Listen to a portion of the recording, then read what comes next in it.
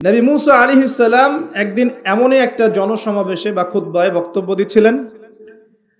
একজন দাঁড়িয়ে বললেন, হে মুসা আলাইহিস সালাম, আপনি খুব চমৎকার বক্তব্য দিয়েছেন, আপনি খুব চমৎকার বক্তব্য দিয়েছেন, একটু মনোযোগ দেন আমার দিকে। নবী মুসা আলাইহিস সালাম কে তিনি প্রশ্ন করছেন যে আপনার চাইতেও কি কোনো জ্ঞানী মানুষ পৃথিবীতে আছে? নবী মুসা আলাইহিস সালাম বলছেন যে আমার জানা মতে নাই, কারণ আমার কাছেই আল্লাহর ওহী আসছে, আর আল্লাহর ওহী যার কাছে আসবে সেই নিঃসন্দেহে জ্ঞানী মানুষ, তাই নয় কি?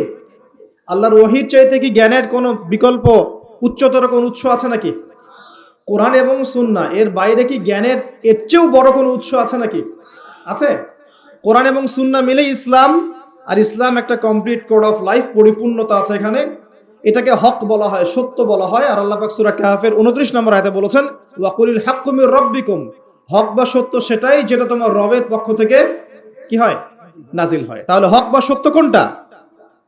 আমার সাথে কথা বলেন। সত্য মিথ্যা, ন্যায় অন্যায়, হক বাতিলের চূড়ান্ত মানদণ্ড কোনটা? মানুষের জ্ঞান না আল্লাহর ওহী? আল্লাহর ওহী। কথা কি বুঝতে পারছেন?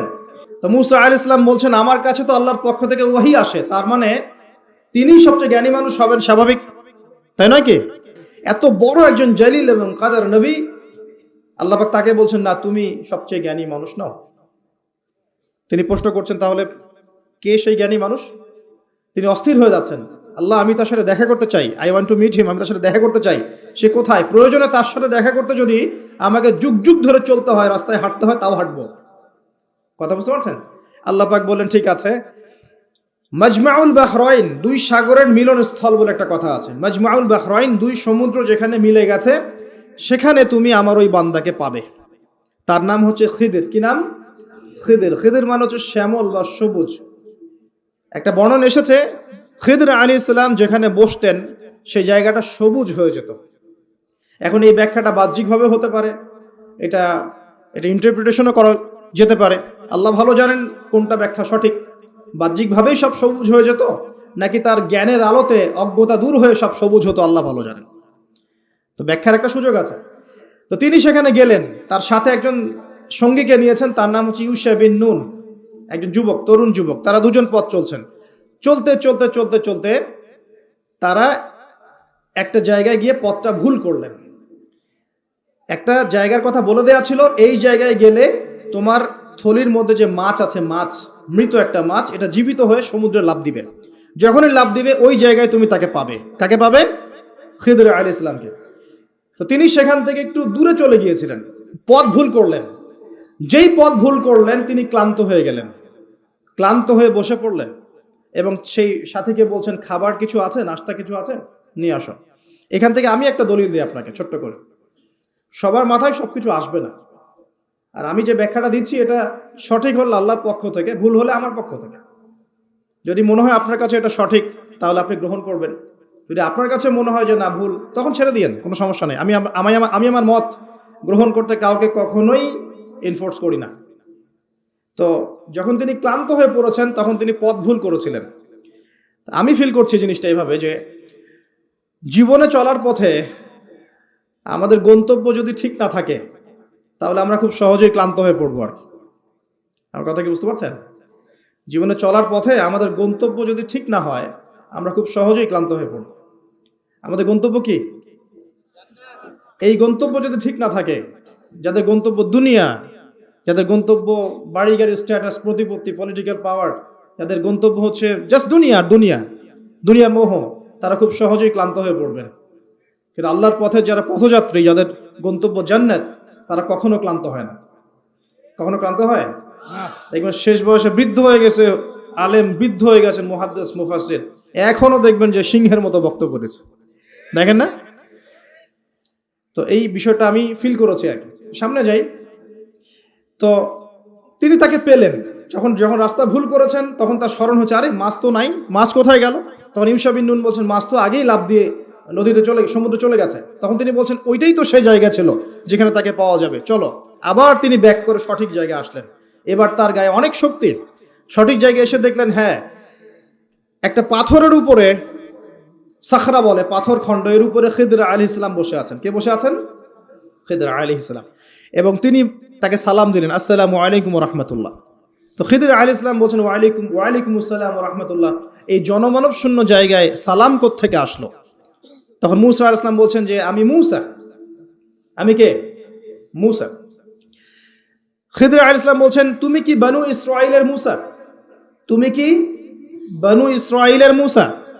তার মানে খিদর আলাইহিস সালাম বনু ইসরাইলের কেউ নন। কথা কি বোঝা যায়? যদি তিনি বনু ইসরাইলের কেউ হতেন তাহলে বলতেন না তুমি কি বনু ইসরাইলের মূসা। তার মানে তিনি বনু ইসরাইলের বাইরের কেউ, ওই গোত্রের ওই সম্প্রদায়ের নন তিনি। তো এখন বনু ইসরাইলের দাবিদার যারা, এই যে জিউসরা, যারা আমাদের প্যালেস্টাইনকে দখল করে আছে এবং যারা মনে করে যে তারাই পৃথিবীর সবচেয়ে এলিট সোসাইটি, তাদের জানা উচিত যে বিশ্বের সবচেয়ে জ্ঞানী মানুষ বনু ইসরাইলের মধ্যে ছিল না। খিদর আলাইহিস সালাম বনু ইসরাইলের বাইরের কেউ ছিলেন। আমি কি বুঝাতে পারছি? তাদের এই অহংকারটা শোভা পায় না যে তারা এই পৃথিবীর এলিট সোসাইটি আর আমরা সব ককরোচ। তারা এইভাবেই ট্রিট করে সারা ওয়ার্ল্ডকে। তো এখন তিনি বলছেন, আমি একটু পড়ে শোনাই। ক্বালা লাহু মূসা, মূসা আলাইহিস সালাম তাকে বলছেন, হাল আত্তাবিউকা আলা আন তুআল্লিমানি মিম্মা উল্লিমতা রুশদা। মূসা আলাইহিস সালাম তাকে বলছেন, হে খিদর আলাইহিস সালাম, আমি কি আপনার অনুসরণ করতে পারি এই শর্তে যে আল্লাহ আপনাকে যা শিক্ষা দিয়েছেন সেখান থেকে আমাকে কিছু শেখাবেন? স্টুডেন্টের মতো আসলেন। এবার খিদর আলাইহিস সালাম কি বলছেন? ইন্নাকা লা তাস্তাতি'আ মা'ইয়া সাবরা। আমি তো শেখাতে চাই, কিন্তু তুমি তো আমার সাথে সবর করতে পারবে না। কি পারবে না? তুমি আমার সাথে ধৈর্য ধরতে পারবে না। একজন টিচার কি কখনো এমন কথা বলে স্টুডেন্টকে? কোন পর্যায়ের জ্ঞান, হিকমা, প্রজ্ঞা, আধ্যাত্মিকত্ব থাকলে একজন মানুষ আগে থেকেই বলতে পারে যে তুমি তো আমার সাথে সবর করতে পারবে না? এই গল্পের শেষে আপনি দেখবেন সত্যি সত্যি মূসা আলাইহিস সালাম সবর করতে পারেন নাই। আচ্ছা, মূসা আলাইহিস সালাম বলছেন যে মূসা আলাইহিস সালাম বলছেন ইনশাআল্লাহ আপনি আমাকে ধৈর্যশীল পাবেন এবং আমি আপনার কাজে কোনো রকমের ভ্যাটো দিব না, বাধা দিব না। আপনি করেন যা ইচ্ছা, আমি আপনার কাজে কোনো বাধা দিব না। আচ্ছা, এবার তারা চলতে লাগলেন। ওকে, তিনি বললেন ক্বালা ফাইনিত্তাবা'তানি ফালা তাসআলনি আন শাই। খিদর আলাইহিস সালাম বলছেন তুমি যদি আমাকে ফলো করতেই চাও তাহলে আমাকে কোনো প্রশ্ন করতে পারবে না। আমি যা করব চুপচাপ দেখতে হবে, পরে আমি তোমাকে জানিয়ে দেব, কিন্তু তোমার কোনো প্রশ্ন করা চলবে না। এমন কোন টিচার দেখেছেন ছাত্রকে বলে প্রশ্ন করতে পারবে না? যা পড়াচ্ছি পড়ো, যা বোঝাচ্ছি বুঝো, যেমনে চালাচ্ছি চলো। পৃথিবীর সবচেয়ে জ্ঞানী মানুষ কে? খিদর আলাইহিস সালাম। এবার চলছেন, তারা চলতে লাগলেন। একটা নৌকা, এই নৌকায় করে তারা একটা নদী পার হলেন। এই নৌকার যে মাঝি বিনা পারিশ্রমিকেই তাদেরকে পার করালো। কিনারায় যাওয়ার আগেই খিদর আলাইহিস সালাম নৌকার তলদেশটা ফুটা করে ফেললেন। কাজটা কি ঠিক হলো? বিনামূল্যে একজন আমাকে সার্ভিস দিল এবং খিদর আলাইহিস সালাম তার তলদেশ ফুটা করে ফেললেন। মূসা আলাইহিস সালাম এবার দেখে বলছেন যে আপনি এটা কি করলেন? লাকাদ জি'তা শাইআন ইমরা, আপনি একটা জঘন্য কাজ করে ফেললেন। যারা আমাদের এত উপকার করলো আপনি তার তলদেশ ফুটা করে ফেললেন।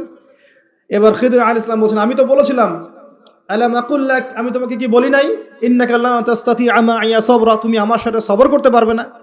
এবার মূসা আলাইহিস সালাম বলছেন যে ঠিক আছে, আমি যেটা ভুলে গিয়েছিলাম এই বিষয়ে আমাকে আর পাকড়াও করেন না, এরপর থেকে আমি আর কোনো সমস্যা করব না ইনশাআল্লাহ। ঠিক আছে। আবার তারা চললেন। চলতে পথে এবার একটা বালকের দেখা, ছোট্ট। ফান্তালাকা হাত্তা ইযা লাকিয়া গুলামান ফাকাতালা। এবার তারা চলতে গিয়ে একটা গোলাম, মানে কি ছোট বালককে গোলাম বলে না? জান্নাতে গিলমান থাকবে না, ছোট ছোট বাচ্চারা, গোলাম, তাকে ডেকে নিয়ে এসে খিদর আলাইহিস সালাম হত্যা করে ফেললেন, একদম জবাই। এটা কি হলো? এটা তো নৌকা ফুটা করাকে তিনি চ্যালেঞ্জ করলেন, এবার তো বাচ্চাকে জবাই করে ফেলেছে। এবার তিনি বলছেন যে আপনি নিষ্পাপ পবিত্র একটা বাচ্চাকে এভাবে হত্যা করে ফেললেন, আপনি তো একটা জঘন্য অপরাধ করে ফেললেন। কে বলছেন এই কথা? মূসা আলাইহিস সালাম। আবার তিনি বলছেন ক্বালা আলাম আকুল লাক ইন্নাকা লা তাস্তাতি'আ মা'ইয়া সাবরা, আমি কি তোমাকে বলি নাই তুমি আমার সাথে সবর করতে পারবে না? শেষবারের মতো ক্বালা ইন সাআলতুকা আন শাইইন বা'দাহা ফালা তুসাহিবনি, এরপর যদি আমি আরেকটা কোশ্চেন করেছি তাহলে আমাকে আর সাথে নিয়েন না। কে বলছে কথা? মূসা আলাইহিস সালাম। যিনি বলছেন আমি জ্ঞানী মানুষ, যার উপর তাওরাত নাযিল হচ্ছে।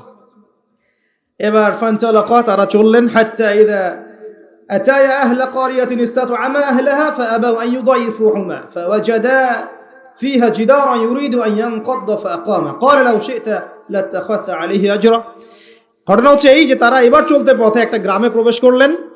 গ্রামের লোকজনের কাছে মেহমানদারি চাইলেন, পানি, খাবার, নাস্তা পানি কিছু হবে? কোনো মেহমানদারি পেলেন না। অনেকটা আমাদের দ্য সিটি অফ আখিরুজ্জামানের মতো আর কি, আমাদের হচ্ছে পশ্চিমা সভ্যতার যে বস্তুবাদী জীবন ব্যবস্থা, প্রতিবেশীকে খোঁজ নেওয়ার সময় নাই, ভিক্ষুক আসলে মাফ করো মাফ করো, আচ্ছা না। এখন এখন কি মানুষের উপকার করতে খুব বেশি পছন্দ করে? সত্যি কথা বলেন দেখি, বেশিরভাগ মানুষই কি এখন মানুষের উপকার করতে পছন্দ করে? বরং বাসায় মেহমান আসলে মানুষ বিরক্ত হয়। বাসায় মেহমান আসলে কি হয়? মানুষ বিরক্ত হয়, মুখে না বললেও মনে মনে বিরক্ত হচ্ছে, কবে যাবে। বাসায় গেলে জিজ্ঞাসা করে খেয়ে আসছেন না, গিয়ে খাবেন, জিজ্ঞেস করে না? তো মানুষ কিন্তু এখন বস্তুবাদী। এই যে গ্রামটা ছিল এমনই হয়তো বা, সেই গ্রামের মানুষ খাবার দিচ্ছে না, সিম্পল একটা মানে একটা সৌজন্যবোধ যে খাবার পানিতে আপ্যায়ন করবো, করছে না। কিন্তু খিদির আলাইহিস সালাম দেখলেন ওই গ্রামের কোনো একটা বাসার একটা দেয়াল পড়ে গেছে, ধসে গেছে। এই দেয়ালটাকে তিনি নিজের হাতে পুরো নির্মাণ করে শক্ত একটা জায়গায় নিয়ে গেলেন। এটা দেখে মুসা আলাইহিস সালাম বলছেন, আপনি চাইলে কিছু আজর বা প্রতিদান নিতে পারতেন, কিছু পারিশ্রমিক নিতে পারতেন। মেহমানদারি করলো না, কিছু পারিশ্রমিক নিলে আমরা কিছু কিনে খেতে পারতাম। তো এবার খিদর আলাইহিস সালাম বলেন, হাদা ফিরাকু বাইনি ওয়া বাইনাক, এই হলো তোমার আর আমার মাঝের ফিরাক, মানে বিচ্ছেদ। এরপরে তোমার সাথে আমার আর পথ চলা হলো না। আমাদের নবী মুহাম্মদ সাল্লাল্লাহু আলাইহি ওয়াসাল্লাম বলেছিলেন হাদিসের মধ্যে, যদি সেদিন মুসা আলাইহিস সালাম এভাবে কাউন্টার প্রশ্নগুলো না করতেন, অনেক জ্ঞান হয়তো শেখা যেত, কিন্তু এটা হলো না। প্রথমে যে বলেছেন খিদর আলাইহিস সালাম, ইন্নাকা লা তাস্তাতিআ মাইয়া সাবরা, তুমি আমার সাথে সবর করতে পারবে না, এটা কি ফলেছে না ফলে নাই? ফলেছে না ফলে নাই? আচ্ছা, এবার চলেন সামনে। তিনি বিচ্ছেদের আগে বলছেন, ঠিক আছে, যাওয়ার আগে আমি তোমাকে জানিয়ে দিব কি কারণে আমি এই কাজগুলো করেছি। এক নাম্বার, আমি যে নৌকাটা ফুটা করেছিলাম, আমি শর্ট করে বলছি, ওই নৌকা যদি ফুটা না করতাম তাহলে এই সমুদ্রের পিছনে একটা জলদস্যুদের দল ছিল, এরা ভালো ভালো নৌকাগুলোকে হাইজ্যাক করে, সিজ করে নেয়। এই নৌকা ফুটা আছে, এই নৌকা তারা নিবে না। বাহ্যিক চোখে মনে হচ্ছে যে আমি ওই ব্যক্তিদের ক্ষতি করেছি, কিন্তু আসলে আমি ওই ব্যক্তিদের কিন্তু উপকার করেছি প্রকৃত অর্থে। তুমি সেটা বুঝতে পারো না, কারণ তুমি বাইরের চোখ দিয়ে দেখেছো, আর আমি আল্লাহ পাকের মারেফত দিয়ে দেখেছি। কথা কি বুঝতে পারছেন? দ্বিতীয় যে বাচ্চাটাকে আমি খুন করেছি, বা খুন না, এটা খুন বলা ঠিক হবে না, হত্যা করেছি, সেই বাচ্চাটাকে আমি নিজের ইচ্ছায় হত্যা করি নাই, আল্লাহ পাকের আদেশে করেছি। কারণ এই বাচ্চা যদি বড় হতো তাহলে এই বিশ্বের বড় কাফেরদের একজন হতো। যদি ফেরাউনকে ছোটবেলায় কেউ হত্যা করতো তাহলে কি ফেরাউন বড় হতো? আচ্ছা, যাই হোক, যদিও এটা তাকদীর বা কদর, এটা আমি আল্লাহর আদেশে করেছি, আমি নিজের মন গড়া কোনো মানে দর্শনের কাজটা করি নাই, আল্লাহর হুকুমে করেছি। তৃতীয় যে দেয়ালটা আমি নির্মাণ করেছিলাম, ওই বাড়িতে থাকে দুইজন এতিম বালক, যাদের পিতা এবং মাতা খুবই সৎ ছিল। কি ছিল? সৎ ছিল। এখানে একটা ছোট্ট কথা বলে দেই, আপনি আমি যদি পিতা মাতা হিসেবে সৎ হই, নেককার মুত্তাকি পরহেজগার হই, আমাদের বংশধরদের ভালো মন্দ দেখার দায়িত্ব আল্লাহ পাকের। এই যে খিদর আলাইহিস সালাম বহু বছর পর সেখানে এসেছেন, পিতামাতা অনেক আগেই মারা গেছেন, ওই খিদর আলাইহিস সালামের হাতে এতিম বালকের খেদমত আল্লাহ পাক করে দিলেন। বুঝতে পারছেন কথা? এতিম দুই বালকের এই দেয়াল ছিল, এই দেয়ালের নিচে ওই দুই এতিম বালকের পৈতৃক রেখে যাওয়া কিছু সম্পত্তি আছে মাটির নিচে। যদি দেয়াল নির্মাণ না করতাম, মানুষ ওই সম্পদ নিয়ে চলে যেত। এখন দেয়াল দিয়ে আমি এটাকে শক্ত করে দিয়েছি, এরা যখন বড় হবে তখন সেই সম্পদ পাবে। তো বাহ্যিকভাবে তোমার কাছে মনে হয়েছে আমি বিনা পারিশ্রমিকে অহেতুক একটা কাজ করছি, কিন্তু সত্যিকার অর্থে আল্লাহর হুকুমে আমি সেটা দেখেছি যা তুমি দেখতে পারো নাই, আমি সেটা বুঝেছি যা তুমি বুঝতে পারো নাই। এরপরে তাদের বিচ্ছেদ হয়ে যায়। আমি আপনাকে একটু দেখাই যে এখানে দেখুন, তিনটা ক্ষেত্রেই মুসা আলাইহিস সালাম বাহ্যিকতাকে প্রাধান্য দিয়েছেন, কিন্তু খিদর আলাইহিস সালাম ইন্টারনাল আইজ বা আমরা যেটাকে বলি ইন্টারনাল অবজারভেশন, এটাকে প্রাধান্য দিয়েছেন। আপনি আর আমি যদি খিদর আলাইহিস সালামের মতো মুত্তাকি, পরহেজগার, জ্ঞানী, নিরহংকারী এবং বিনয়ী হতে পারি, কোরআন এবং সুন্নাহর মানদণ্ড চর্চা করে, ইখলাস ঠিক রেখে, নিয়াত ঠিক রেখে, শুধুমাত্র আল্লাহ পাকের সন্তুষ্টির জন্যে আল্লাহর পথে দাওয়াতের কাজ, মেহনতের কাজ, দিনের প্রচার প্রসারের কাজ করতে পারি, ইনশাআল্লাহ তাআলা আপনার যদি হৃদয়টা কলবুন সালিম হয়, কলবের মধ্যে নূর থাকে, আল্লাহর মারিফত থাকে, ইনশাআল্লাহ আপনি এমন কিছু দেখবেন যা সবাই দেখবে না, আপনি এমন কিছু শুনবেন সবাই শুনবে না, আপনি এমন কিছু উপলব্ধি করবেন যা সবাই করতে পারছে না। এখানে তিনটা ক্ষেত্রেই খিদর আলাইহিস সালাম এমন কিছু দেখেছেন, বুঝেছেন যা মূসা আলাইহিস সালাম পারেন নাই। পৃথিবীর সবচেয়ে জ্ঞানী মানুষের এক্সাম্পল আপনাকে দিচ্ছি এখন। এই তিনটা ঘটনা আপনি কি বুঝলেন? বাহ্যিকতা আর রিয়েলিটি, মানে যেটা দেখা যাচ্ছে বাহ্যিক চোখ দিয়ে, আর রিয়েলিটি বাস্তবতা এক জিনিস না। এক মিনিট একটু দেখেন, এই সূরা সেই সূরা, এই সূরাটাই সেই সূরা, সূরা কাহফ, যে সূরাটা আপনাকে মাসিহুদ দাজ্জাল থেকে বাঁচাবে। কথা ঠিক আছে? এই সূরা সেই সূরা, যে সূরা আপনাকে মাসিহুদ দাজ্জালের ফিতনা থেকে বাঁচাবে। কারণ নবী সাল্লাল্লাহু আলাইহি ওয়াসাল্লাম বলেছেন, কিয়ামতের আগ পর্যন্ত, আদম আলাইহিস সালাম থেকে শুরু করে কিয়ামত পর্যন্ত দাজ্জালের চেয়ে ভয়ঙ্কর কোনো ফিতনা আসে নাই, আসবেও না। আর যে ব্যক্তি সূরা কাহফের 10 আয়াত মুখস্থ করবে, প্রথম 10 আয়াত বা শেষের 10 আয়াত, দুইটাই আছে বর্ণনায়, আপনি 20টাই করেন, তার জীবদ্দশায় যদি দাজ্জাল আত্মপ্রকাশ করে, আল্লাহ পাক তাকে মাসিহুদ দাজ্জালের ফিতনা থেকে বাঁচিয়ে রাখবেন ইনশাআল্লাহ। কোন সূরা আপনাকে বাঁচালো? সূরা কাহফ। এই সূরার মধ্যেই এই ঘটনা, যেখানে এই যে তিনটা প্রশ্নের ঘটনা দেখলেন, মূসা এবং খিদর আলাইহিস সালামের জ্ঞানের এনকাউন্টার দেখলেন। এই তিনটা ক্ষেত্রেই বাহ্যিক চোখে যা দেখা যাচ্ছে রিয়েলিটি বাস্তবতা সেটা নয়। কথা ঠিক আছে? কথা কি বুঝতে পারছেন? বাহ্যিক চোখ দিয়ে যা দেখা যাচ্ছে রিয়েলিটি বাস্তবতা সেটা নয়। ঠিক দাজ্জালের যুগটাও এরকমই হবে। দাজ্জালের যুগে বাইরের চোখে যা যা দেখবেন সবই ফেক, রিয়েলিটি বাস্তবতার সাথে এদের কোনো সম্পর্ক নাই। দাজ্জালের যুগে আপনি দেখবেন ইকোনমিক প্রোগ্রেস প্রোগ্রেস প্রোগ্রেস, ভিতরে সুদ দিয়ে মানুষকে ধসিয়ে দেওয়া হবে। হচ্ছে না এখন? দেখবেন হাইলি কনস্ট্রাক্টেড বিল্ডিংস, উঁচু উঁচু বিল্ডিংস এর একদম প্রতিযোগিতা, কি প্রোগ্রেস।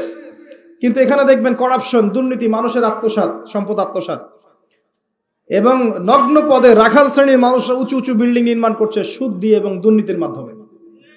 এটাও কিয়ামতের একটা আলামত। এখানে আপনি দেখবেন নারীরা এগিয়ে যাচ্ছে, মাশাআল্লাহ, একদম ছুটছে দুরন্ত বেগে উন্নতি, অগ্রগতি, প্রোগ্রেসের দিকে। বাস্তবিক অর্থ হচ্ছে ওরা ছুটছে জাহান্নামের দিকে। দেখবেন ফেমিনিস্ট রেভলিউশন দিয়ে একদম মেয়েদের অধিকার আদায় করে একদম মুখের ফেনা তুলে ফেলেছে। বাস্তবতা হচ্ছে একটা মেয়ের রাস্তাঘাটে ধর্ষণ হচ্ছে, ইজ্জতের কোনো গ্যারান্টি নাই। রিয়েলিটি বাস্তবতা এবং বাহ্যিকতা দুটার মধ্যে কোনো মিল থাকবে না দাজ্জালের যুগে। আমি বলছি না দাজ্জাল বের হয়ে গেছে, এটা বলছি না, কিন্তু তার অনুসারীরা, তাকে যারা ফলো করবে, তার অনুসারীরা এখন বিশ্বকে কন্ট্রোল করছে।